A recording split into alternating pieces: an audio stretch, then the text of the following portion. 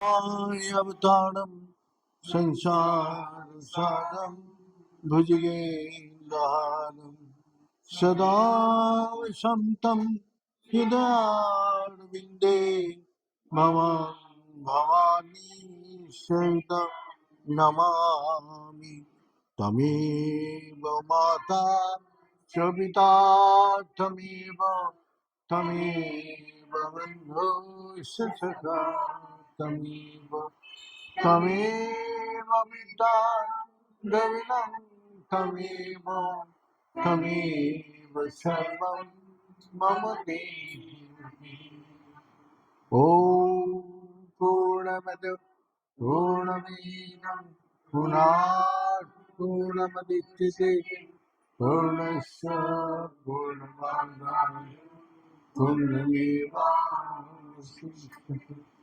ॐ शान्ति शान्ति शान्ति नारायण हरि ओम्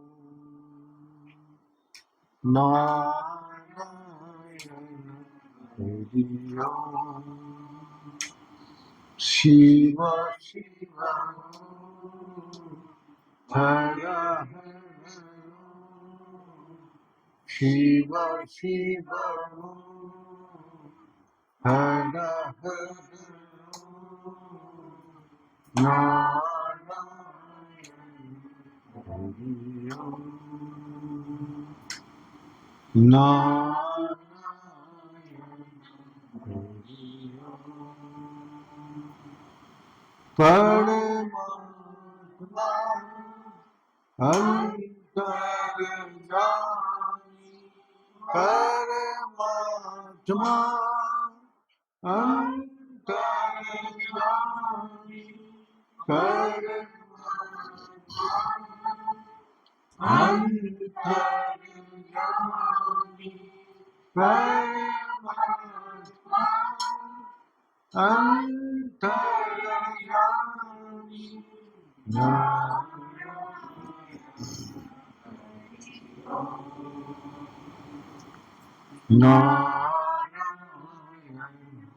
हरि ओम् शिव शिव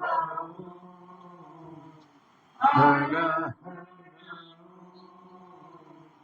शिव शिव हर हर नारायण हरि ओम् नारायण हरि ओम् नारायण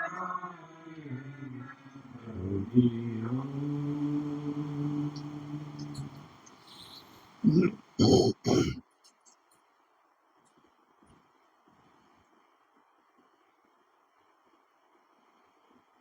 हम लोग का अभी सत्संग का जो चल रहे थे, जो सत्संग कहाँ सुनना चाहिए, तो सत्संग सुनने का 4 जगह बताया, जो सद महापुरुष से, जुगारूढ़ और ममक सरजीव से और गीता का अध्ययन से। तो सद महापुरुष का अंदर से जो बोलते हैं उसमें 100 में 100 फल मिलता है और 100% फल मिलता है। और जुगारूढ़ जो है, जो बोल वो आदेश करते हैं, तो उसका 75 भाग।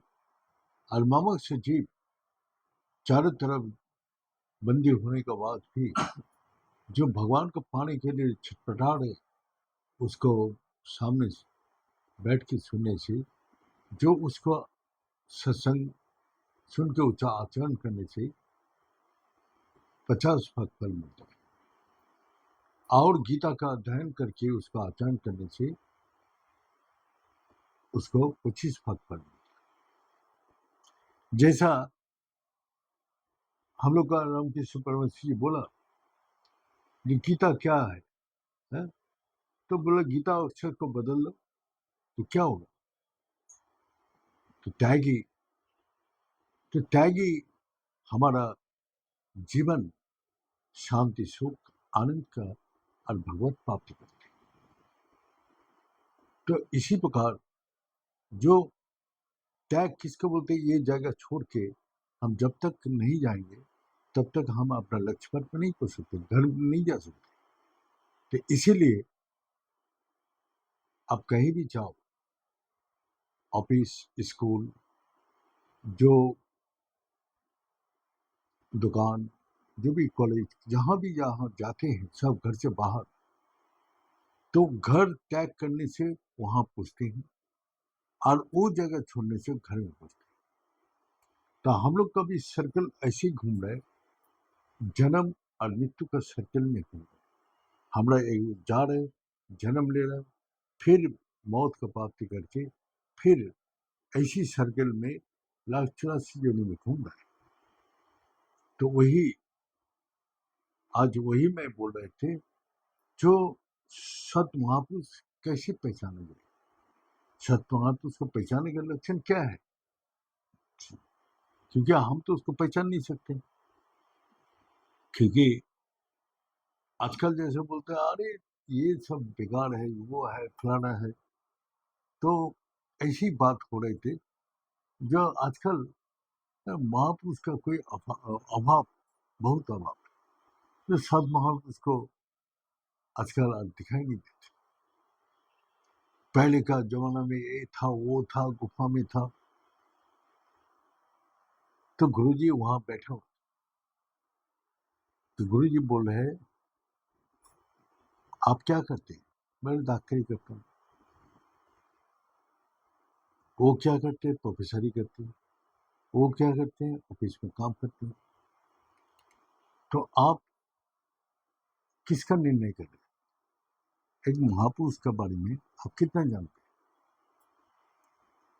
बोलते एक 10वीं पास करने वाला, उसको जो कॉपी में लिख लिया गया, 5वीं क्लास का बच्चा क्या उसको एग्जामिनर होगा?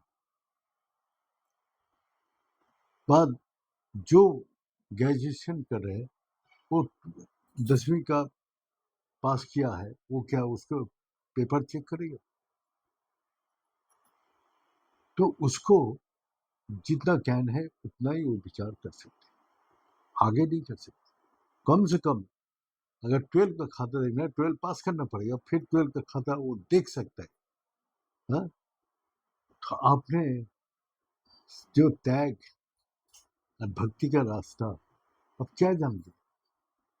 आप तो किया नहीं, आप उसको किया ही नहीं, लेकिन बात करने में आप कहाँ से क्या क्या बोलते रहते, हाँ? आप जानते नहीं। तो वही बोल रहे, जब रामकृष्ण परमहंस जी आया तो एक मंदिर में पुजारी के रूप में था। हाँ? सारा दुनिया जानती है पुजारी है, लेकिन वही पुजारी आज सारी दुनिया में प्रसिद्ध है। हाँ? तो वो क्या क्या लेके आया और वो क्या दे के गया? तो जो पूर्ण शक्ति लेके आया, उसको बाहर का कोई चीज की जरूरत नहीं है, बाहर का ज्ञान का कोई जरूरत नहीं है। तो हम लोग कभी सत महापुरुष उसी जगह पहुंचाते हैं जहां ज्ञान का उत्साह है। हाँ? तो हम लोग को क्या बोलते हैं? हीरा पिंगला भाई सुषुम्न च सरस्वती। सरस्वती कहते हैं ज्ञान का भंडार। तो हम लोग तो वहां पहुंचे नहीं, लेकिन हम उसको विचार करने लग गया, यार ये ज्ञानी नहीं है, ये मूर्ख है, ये कुछ नहीं जानते। तो गुरुजी बोला, अगर आप कम से कम ये डॉक्टरी छोड़ के अगर भक्ति का रास्ता में जाता, तब आप बोल सकता था, बोलने का आपका हक है। हाँ? लेकिन आप तो कुछ नहीं करते, यहाँ बैठ के उठ के डॉक्टरी करते और बात करने के समय आप यही महापुरुषों का विचार करते, ये महापुरुष है, वो महापुरुष नहीं है, ये है, वो है। तेरे को विचार करने का शक्ति कहाँ से आए? तो आज हम लोग का दुनिया में वही है। हम लोग यूट्यूब में अपना ज्योतिष के पास, पंडित के पास, कथावाचक के पास जाते हैं, कुछ भी समझ में नहीं आता। लेकिन भीड़ भाड़ देख के हम तो वो बहुत नाम है, वो कथावाचक बहुत प्रसिद्ध है, उसको वो एक जगह कथावाचक करते हैं तो 20 लाख रुपया लेते हैं। हाँ? इतना उसको साथ जो जाते हैं तो वो लोग का 1-1 लाख को मिलता है। वो तो पागल आदमी पागल हो जाते हैं, उसको बिछल निकाल रहे, उसको ये कर रहे। तो अब राजा इसको क्या, राजा परीक्षित को ऋषि को तेरा अभिशाप दे, तेरा 7 दिन का अंदर तेरा तक्षक काट के मर जाए। तो उसका पिताजी बोला, अरे क्या क्या, वो अज्ञानी है लेकिन हम लोग उसको राज में आश्रित है। राजा का ऐसा है, बोला नहीं, हमारा पिता का अपमान कर दिया, आप समाधि में है, वो मरा हुआ सांप आपको गला में लटका के गया, तो इसके पीछे क्या कारण है? कारण वही बोल रहे, जब सुनी इस राज में प्रवेश कर रहे थे राजा परीक्षित का, तो राजा परीक्षित धार्मिक, वीर और बलशाली पंच पांडव का अपना पुत्र राजा परीक्षित, उसको ऊपर राजा बैठा के वो लोग वनवास चले। युधिष्ठिर, भीम, अर्जुन, नकुल, सहदेव सभी चले। तो अब यही दिखा रहे कि भगवान ने लोग को युद्ध में, लड़ाई में जिताया, लेकिन वो लोग का राजपाट करने नहीं दिया, उसको कुछ भी नहीं करने दिया। तो आप बताइए, जो उसको लड़ाई जीतने के बाद उसने विरक्ति आ गया, और विरक्ति आके उसने सब छोड़ के चला। और किसको? राजा परीक्षित। राजा परीक्षित भी धार्मिक, वीर, और उसी समय राजा परीक्षित शिकार करने जा रहे, और शनिदेव बोले आपको राज में हमको प्रवेश है, प्रवेश का हमको हमको आप आश्रय दीजिए। बोला नहीं, शनि का कोई आश्रय यहाँ नहीं है, आप क्षत्रिय हैं, आश्रय मांगने वाला को आप आश्रय देते हैं, तो आपका क्षत्रिय धर्म में यह है, राजा के पास जो आते हैं उसका। तो क्या क्या? बोले 4 जगह तुम्हारे जगह, सोने सोने में, ना, जुआ में, और जहाँ नर्तकी नाचते हैं, और मद्यपान, ये 4 जगह तुम्हारा प्रवेश है। तो वो तो सोने का मुकुट लगा के रखा था, जैसे ही बोला 4 जगह, साथ साथ उसका पहली मुकुट में मैंने दिमाग ही उसको उल्टा घुमा दिया, मैंने प्रवेश करती। तो राजा पक्षी चला गया जंगल में शिकार करने में। जब शिकार करके उसको प्यास लगा तो ऋषि का कुटीर में गया, देखा वो कोई ऋषि समाधिस्थ, उठ के समान नहीं किया, अहंकार हुआ, और पानी में उसको पूछा, तो बड़ा हुआ सांप एक पड़ा था, उसको उठा के गला में लपटा दिया।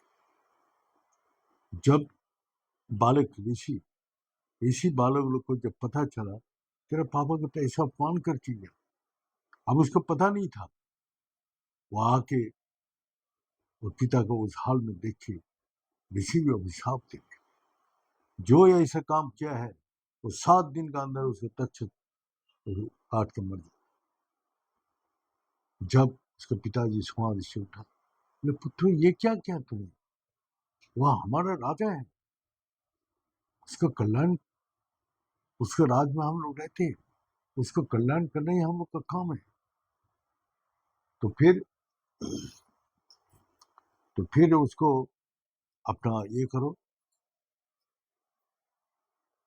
उसके पास जाओ, तो फिर वही ऋषि राजा परीक्षित का पास गया और बोला, मेरा बालक 80 वर्षीय बालक ऋषिपुत्र उस जन्म से सिद्ध है, उसका मुख से जो निकला है वो होगा ही होगा, उसको कोई नहीं रोक सकते। तो फिर राजा परीक्षित बोला, तो फिर कोई उपाय नहीं है?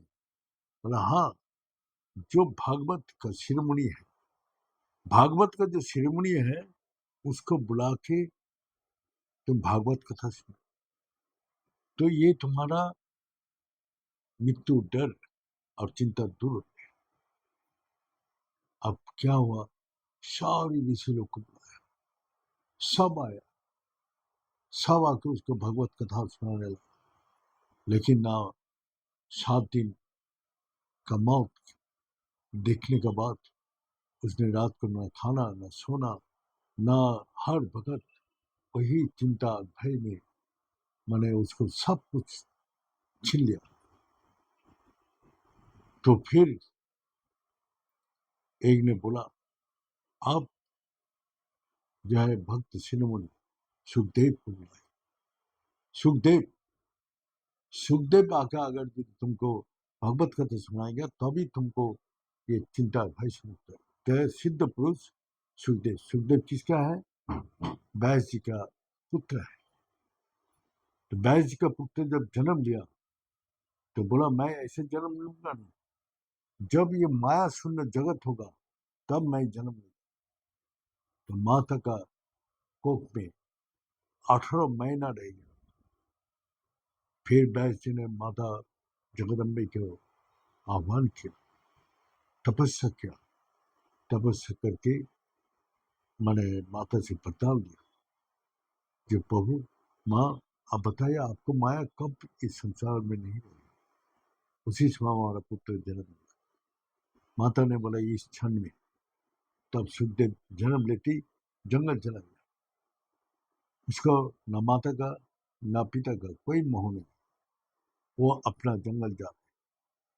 तो बोला, पुत्रो पुत्रो, कौन किसका पुत्र है? तो कोई माया का लिप्त मन नहीं है। लेकिन व्यास जी पुत्र पुत्र को पीछे भागे। सुखदेव जाके बहुत तपस्या किया। तपस्या करने के बाद वही जो भागवत कथा क्या है, वही जो चिंता भय से मुक्त करते हैं, जो सारी चिंता भय से जो मुक्त करते हैं, सारे ग्रहों का दोष से मुक्त करते हैं, वही भागवत कथा। तो आज तो लोग भागवत कथा सुन रहे और भीड़ भी कर रहे, लेकिन चिंता भय से नहीं मुक्त हो। तो वही जो सत महापुरुष जिसका मुख से सुनने से को चिंता भय से मुक्त हो गया। तो राजा परीक्षित जब आया तो सब बच्चे लोग उसको थूक फेंक रहे, ईंट मार रहे, पागल बोल के। हाँ, पागल बोल के सुखदेव को, जब सुखदेव का आह्वान किया, सुखदेव जब आ रहे तब उसको पागल से।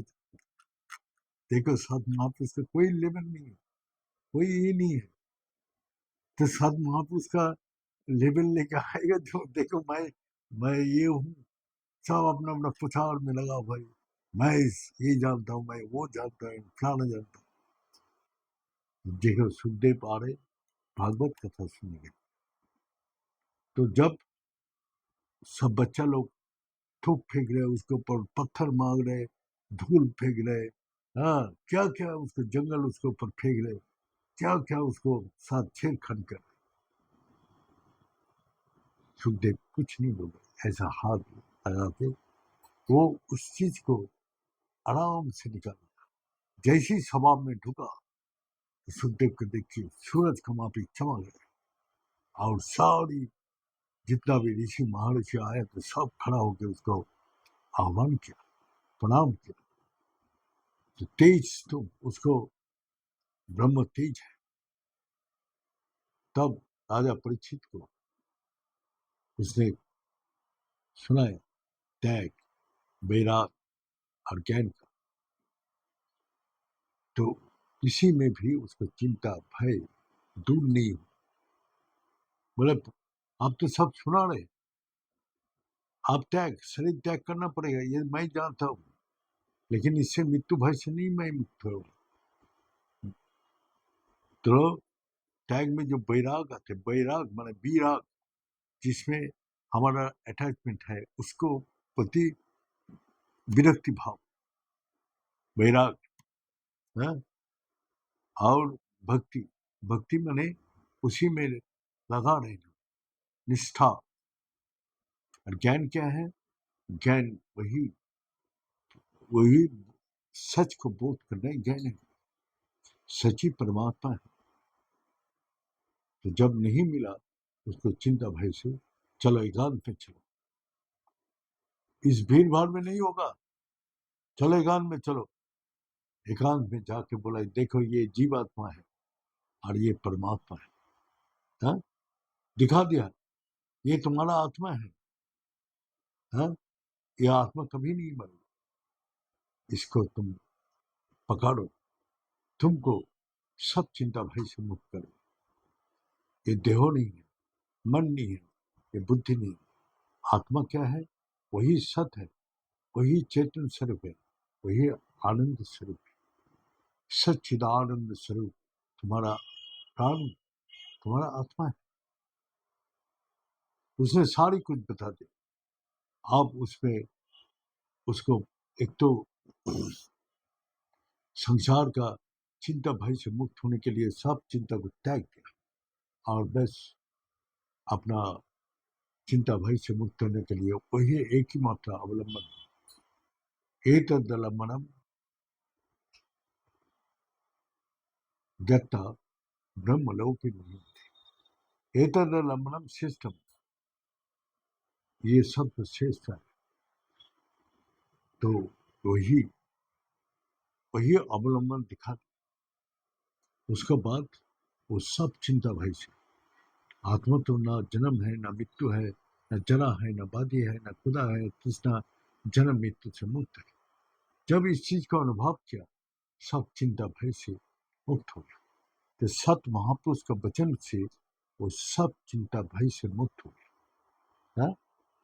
तो इसी प्रकार जो सत महापुरुष क्या होता है, उसका कोई लेवल नहीं होता है, वही कोई विराट रूप नहीं होता है, उसको सिंपल रूप में वही आत्मा का आचरण सिखा देते हैं और उसी को करके वो वहां पहुंच जाते हैं जहां उसको सब चिंता भय से मुक्त देते हैं। कबीरदास जी भी यही बोला, जो देखो फिकर सबको खा लिया, फिकर है जगत का पीर, पीर माने दुख, माने फिकर सबको खा लिया, फिकर माने चिंता, सबको खा लिया। और फिकर है जो सब जगत का पीर, चिंता सबको दुख दे रहे, कष्ट दे रहे, और फिकर का जो फाका करे वह है योगी, चिंता मुक्त। तुम चिंता मुक्त हो जाओ, चिंता मुक्त होते पार में, चिंता मुक्त होने के बाद ही अपार शांति, अपार आनंद, अपार सुख प्राप्ति है, सब चिंता भय से मुक्त हो। तो वही सत महापुरुष का एक वचन ही उसको सब चिंता भय से मुक्त कर दिया। लेकिन इतना हजारों वहां कथावाचक आया, हजारों ऋषि महर्षि ले आया, लेकिन वो वही जो भगवत कथा किसको बोलते, जो अपना हृदय में जो परमात्मा बैठे उसको साथ जोड़ना ही असली भगवत है। तो इसीलिए भगवान भी बोला हमको जानने के लिए ना वेद हो, वेद से यज्ञ से तपई से चैव दान से पुण्य फल प्रतिष्ठम, ये सब करके मेरे को नहीं जान सकते। इसलिए अर्जुन तस्मात जोगी भावर्चन, तो हमेशा मेरा साथ युक्त हो और तेरे को कुछ करने की जरूरत। तो हम लोग कितना सुकृतिमान है कि गुरु जी हम लोग का इतना सिंपल चीज, इतना हम लोग को देती थे इजी, शिष्य कम कर्तव्य पाए, करने में कोई कष्ट नहीं। घर में बैठ के चलते फिरते उठते बैठते 24 घंटा, भगवान भी वही बोल रहे हैं, हे अर्जुन तस्मात् सर्वेषु कालेषु माँ मैंने स्मरण युद्ध च तुम मेरा के स्मरण कर और लड़ाई कर। उसको तो लड़ाई छोड़ के भागने के लिए नहीं बोला, लेकिन मेरा को नहीं छोड़ना है। तो यही कौशल जो बता चुकी वही युक्ति सब मनुष्य को मुक्ति देते हैं, सब बंधन से मुक्त करते हैं, सब दुखों कष्ट से मुक्त करते हैं, सब चिंता भय से मुक्त करते हैं।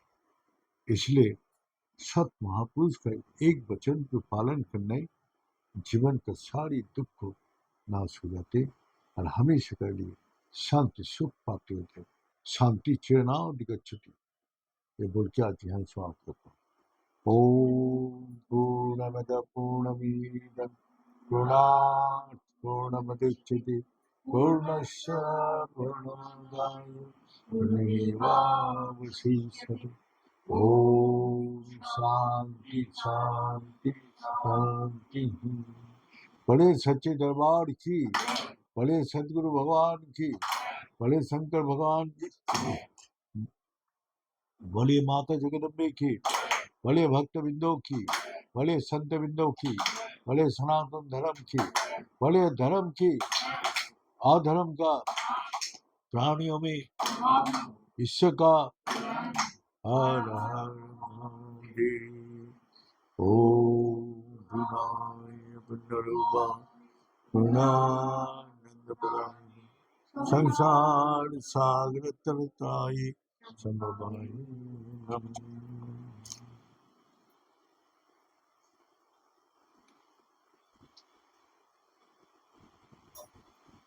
अगर सुना है अगले